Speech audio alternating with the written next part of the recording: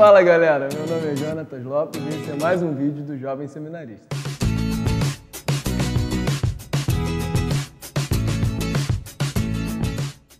Nós começamos hoje uma série de 3 vídeos contando um pouquinho sobre a história do protestantismo no Brasil. Nós temos hoje uma população evangélica crescendo no Brasil de forma assustadora. Mas como isso tudo começou? Bem, a tentativa de implementar a fé protestante no Brasil não começou com as empresas missionárias, os nossos irmãos norte-americanos no século XIX, lá por volta de 1800. Nós temos experiências anteriores a isso de presença protestante no Brasil. E hoje eu quero falar com vocês sobre um fato que aconteceu aproximadamente 25 anos após o processo de colonização brasileira, bem pertinho ali da época de 1517, do evento da Reforma Protestante. Em 10 de novembro de 1555, desembarcava onde hoje é a ilha de Villers-Gagnon, aqui na Baía de Guanabara, o navegador francês Nicolas Durand de Villers-Gagnon.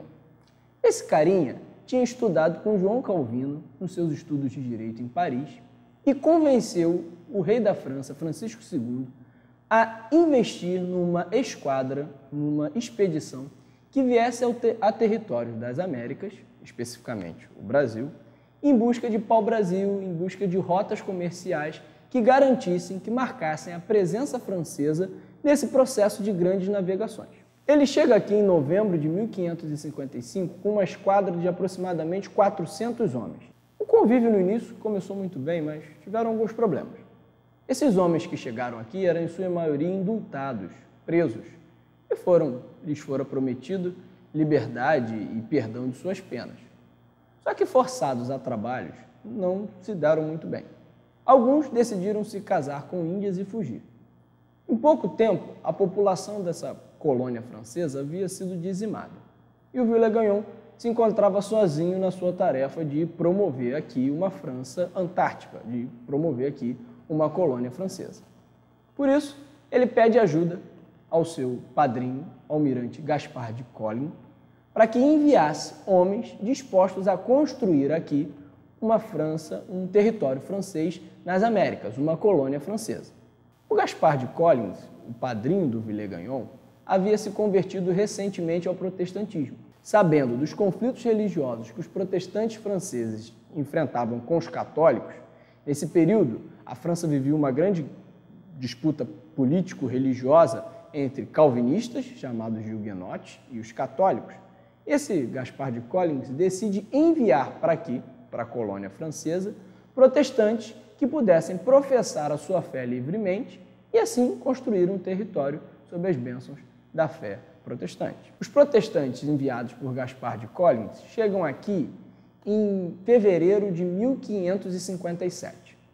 Na esquadra vieram 14 calvinistas, dentre eles 2 pastores, Guilherme Chartier e Pierre Ricon. Os protestantes, quando chegaram aqui, foram bem recebidos pelo Villers-Gagnon. Ele escreve uma carta a Calvino em 31 de março de 1557, agradecendo os protestantes que aqui chegaram e, de uma forma bem romanceada, dizendo que eles eram responsáveis pelo pastoreio das almas que aqui viviam. Em 21 de março de 1557, é realizado no território brasileiro o primeiro culto protestante, com celebração da ceia, e nesse encontro, nessa grande ocasião, o Villers-Gagnon, que era então vice-rei do Brasil, da colônia francesa, possivelmente tenha se convertido ao calvinismo. Nós temos algumas teses que confirmam, outras que discordam. Mas o fato interessante é que Jean Delery, no seu livro chamado Viagens à Terra do Brasil, descreve uma cena em que, no momento da Eucaristia, o Villers-Gagnon profere palavras de elogio aos pastores protestantes e faz algumas orações. Tudo estava a mil flores. Um francês empenhado em promover o crescimento de uma colônia francesa, pastores protestantes responsáveis pelo pastoreio dessas almas que aqui estavam. Mas nem tudo são flores. O Villers-Gagnon começou a ficar encrespado, enciumado, começou a ficar encucado com algumas coisas que os pastores protestantes andavam professando aqui. Na primeira Páscoa que eles comemoraram aqui, houve uma pequena disputa a respeito da ceia. O Villers-Gagnon fazia parte da Ordem de Malta, ele era um católico. E a concepção do Villegagnon a respeito da Eucaristia era de acordo com a visão católica. Os pastores protestantes que aqui estavam tinham uma visão sobre a Eucaristia de acordo com os princípios de Calvino. Então, os pastores realizaram a Eucaristia de acordo com os princípios da doutrina de Calvino. Villegagnon, um católico, encontrou alguma resistência naquela celebração da ceia.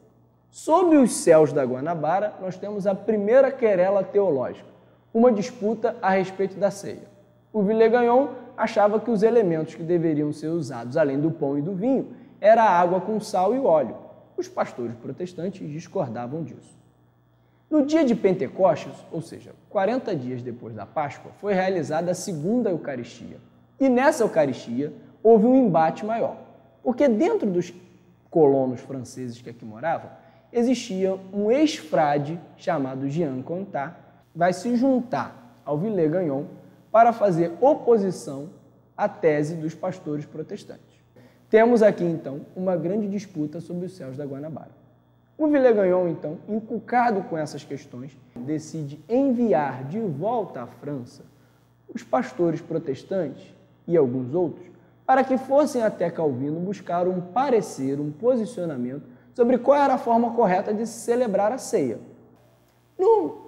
Na saída, quando o navio desaportava, houve um problema, uma falha técnica e alguns dos tripulantes precisavam ficar porque o navio não comportaria todos eles até o seu destino. Desses que decidem ficar na França Antártica, 5 ficam. Desses 5, eles não voltam para a ilha de Villegagnon, mas ficam num vilarejo no meio dos indígenas, que ficou chamado de Henryville, hoje onde é a Praia do Flamengo, mais ou menos.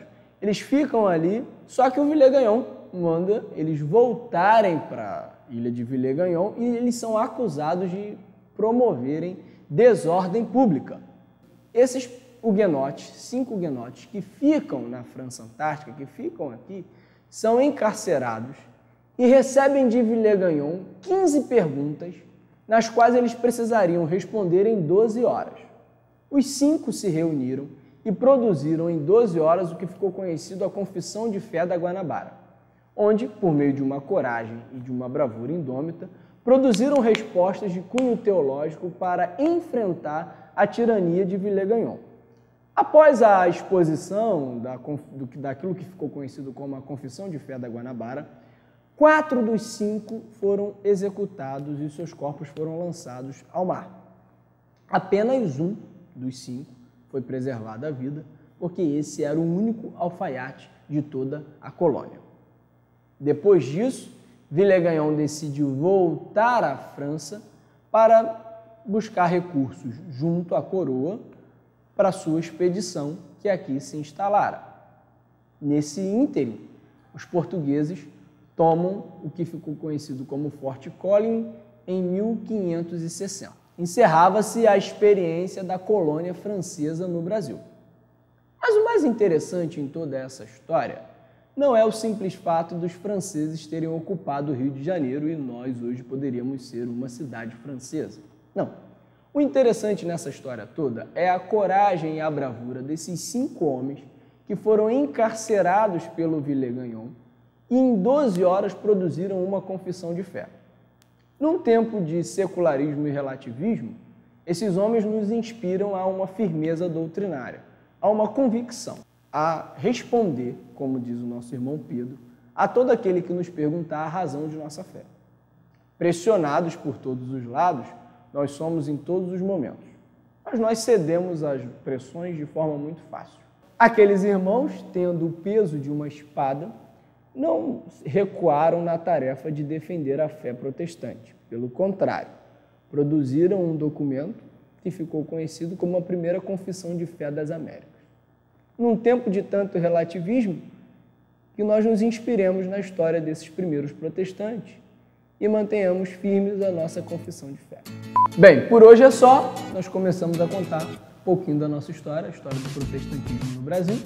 Nós falamos desse marco que é o marco fundador do primeiro culto protestante das Américas.